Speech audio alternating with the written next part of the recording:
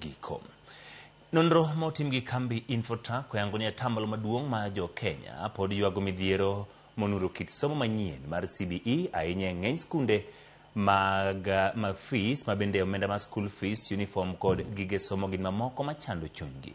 Kaka jafwambo marwa Cynthia Otieno yango, lipod Infotrack bende lero ni atamalo 45 ma jo Kenya nyiso to e kit kaka imiyo jopuonjre maksi bang' timo penj.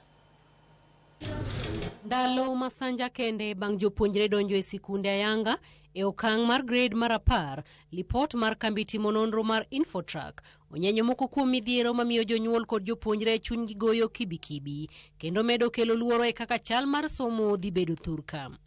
Infotrack e nonro margi manotime kindwe mar 12 higa mokalo nyaka dwe mar 1 higani oyango ni atamalo 39 mar jo Kenya oyango midhiero mar omenda mathoth mar somo kod nengo mar lep somo. We can report that 39%,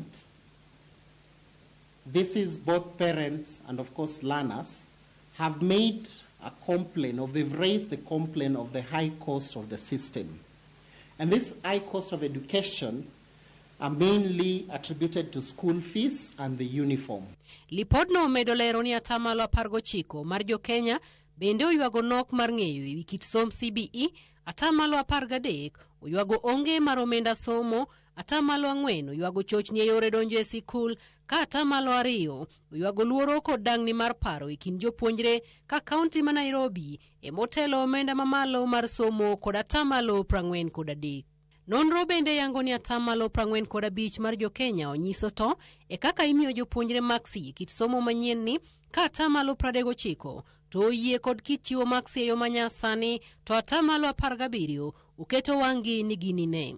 Jo Kenya bende onyiso paro mopogore opogore e wi rang'iny mar som CBC pachoka, ka kuom atamalo 100, atamalo 49 wacho ni rang'iny mar kit somo no pachoka ber, atamalo 33 to wacho ni orach moloyo, ka atamalo 18 to wacho ni onge pogruok kod mar 844.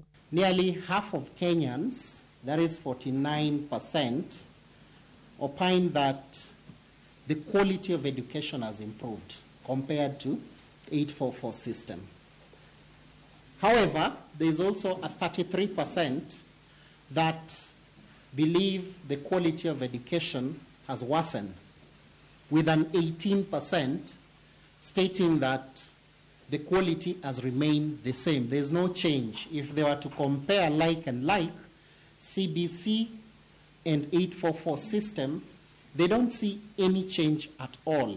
Ewi paro mosekelo pogruok ewi chung' mar ni jopuonjre dhi nyime kod rwako uniforms koso oyo, atamalo maromo 63 mar jo Kenya neno ni jopuonjre odhi nyime kod rwako uniforms kaka yor chiwo arita, atamalo 34 neno ni ogol uniforms kendo jopuonjre odhi e sikul kod lep dala kaka yor golo oko nengo matek mar bech lep somo kod pek mar yore sir ne somo. Cynthia Onyango, Ramogi TV, Nairobi.